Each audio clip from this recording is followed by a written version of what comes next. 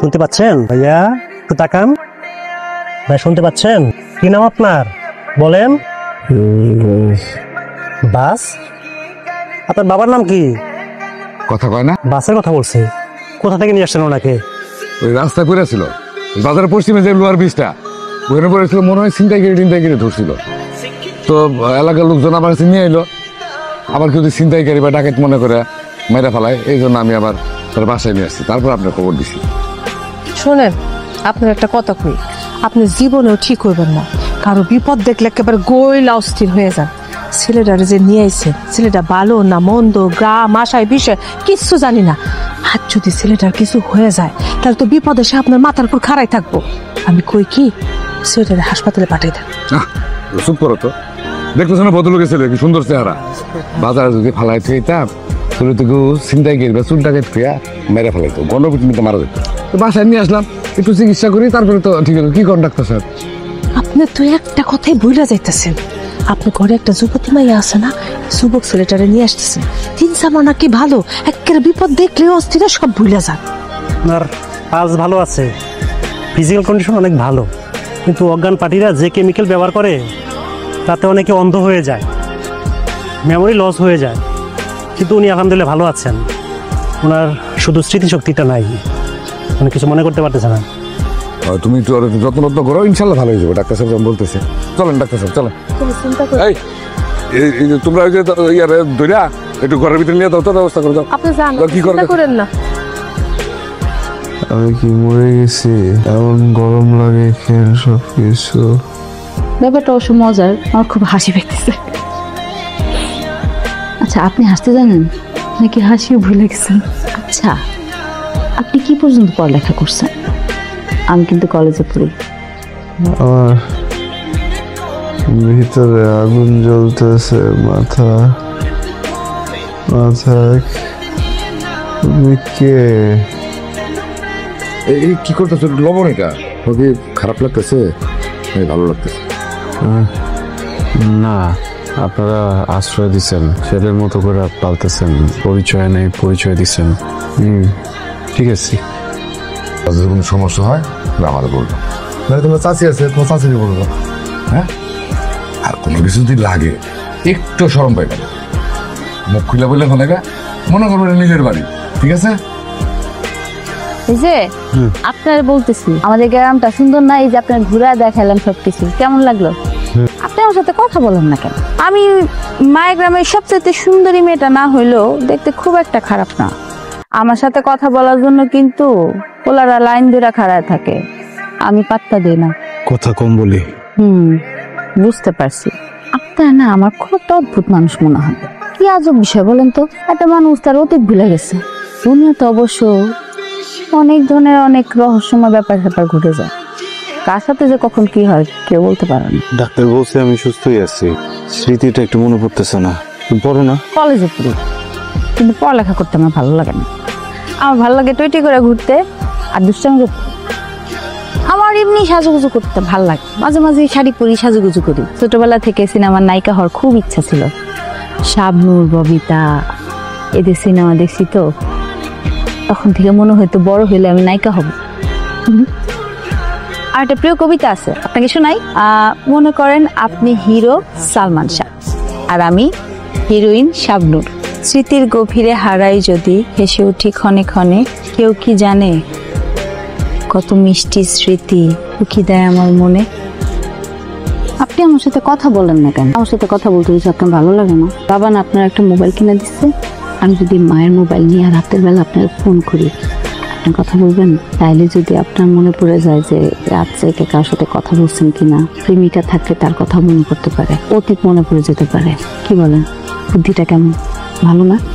আপনার কথাটা আমার খুব ভালো লাগছে, কিন্তু যেই বাড়িতে আশ্রয় পাইলাম সেই বাড়ির মেয়ের সাথে যদি সারা জায়গায় ফোনে কথা বলি, বিষয়টা ভালো দেখায় না। আপনার বাবা জানতে পারলে খুব কষ্ট পাবেন। বুঝলাম, সঠিক বলছেন। ওই দুটা রাখেন, অবসর সময় পড়বেন, ভালো লাগবে।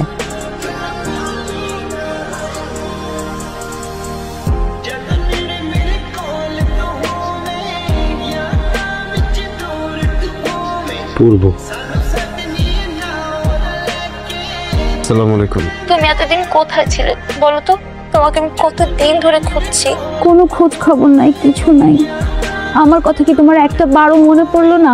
হ্যাঁ, নাকি তুমি অন্য কাউকে পেয়ে আমাকে ভুলে গেছো? বলো বলো বেবি। রং নম্বরে ফোন দিছেন। তৃষা কি আমার প্রতি দুর্বলতা প্রকাশ করছে, নাকি আমার স্মৃতির কোনো কিছু মনে করানোর চেষ্টা করছে? আমার প্রতি তার কোনো প্রেম আছে?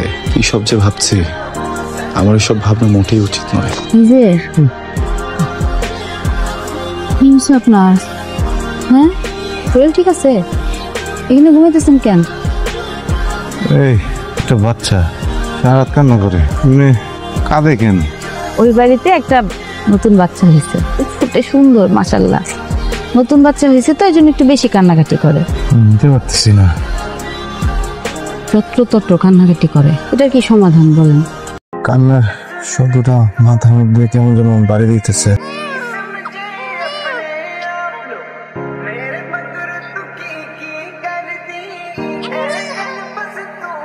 আপনার প্রিয় ফুল কি? অতীতের কিছু মনে পড়তেছে না। ফুলের নাম কিভাবে বলবো? আচ্ছা, ফুল বাদ, আপনার সিনেমার কোন নায়িকা পছন্দ অথবা হিরো? আমার তো সালমান শাহ অনেক পছন্দ।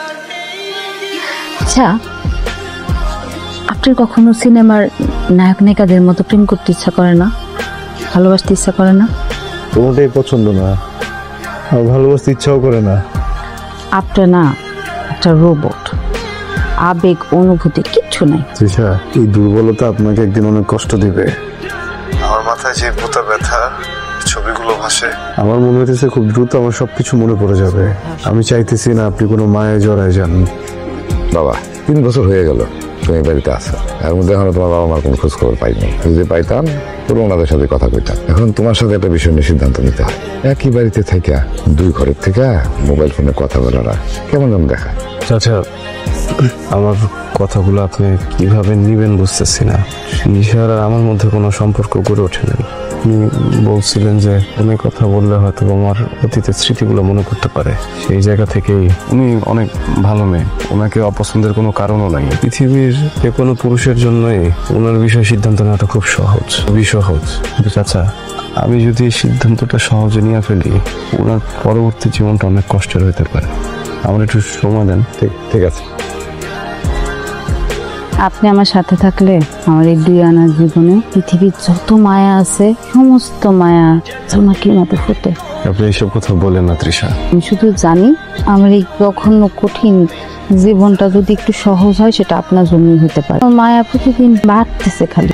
শুধু মায়া বাড়াইতেছেন, আমি চাই না আপনার কষ্ট। টানা 4 দিন আমি তৃষার কোনো ফোন রিসিভ করিনি। তৃষাও আমার সামনে আসে না।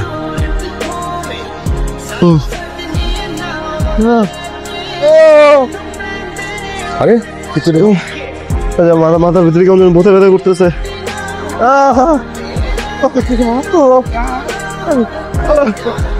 আচ্ছা, আমার নাম রাসেল, আমি গাজীপুরে থাকি।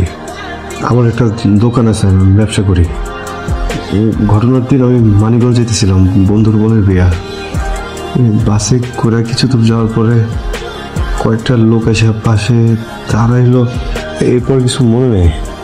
আচ্ছা, আমি বাড়ি যাবো। আমার মা আছে, আমার বউ আছে, একটা বাচ্চা। কতদিন আমি সব মনে পড়ছে। বাড়ি যাবো। স্যার, আমার মন টিকতেছে না। আমার সবকিছু মনে পড়ে গেছে। আমার বাচ্চাটা আমার মেলা দিন দেখে না। আল্লাহ, ও কি বাড়ি যাবো। সকর আলহামদুলিল্লাহ, আল্লাহ তোমার স্মৃতি ফেরত দিছে। আমি এখনই বাড়ি যাচ্ছি। রাত হয়ে গেছে বাবা, সকালে তোমার সব ব্যবস্থা করে দেবো, তুমি চিন্তা করো না। রাতে যাওয়া যায় না? না বাবা, রাত হয়ে গেছে, অনেক রাত হয়েছে। আমার মেয়েটা আমার অপেক্ষা করতেছে। ও কত বড় হয়েছে এত তাহলে। এত অস্থির না, সকাল হোক।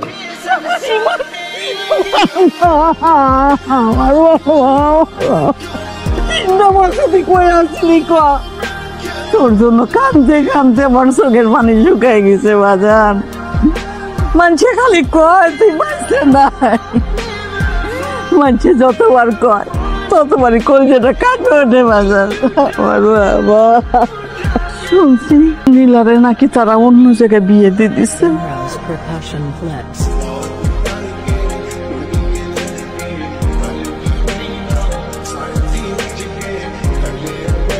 তৃষা, তুমি কেমন আছো? ভালো আছি, আপনি কেমন আছেন? চাচা চাচি আসেনি? ওনারা কালকে আসবে, আমি আগেই চলে আসলাম। ভালো করছি না? মা, হ্যাঁ আমরা যারা আশ্রয় দিছিল না, হ্যাঁ যাদের বাসায় এতদিন ছিলাম, হ্যাঁ। তৃষা, ওয়ালাইকুম আসসালাম। মাগো, মাগো কে আছে? তোমরা আমার ছেলের জন্য যা করছো মা, সারা জীবন আমি মনে রাখবো। সুখে থাকো, ভালো থাকো মা। আসো, ঘরে আসো, আমি রান্না করে আজকে তোমাকে খাওয়াবো। আর অনেক গল্প করবো।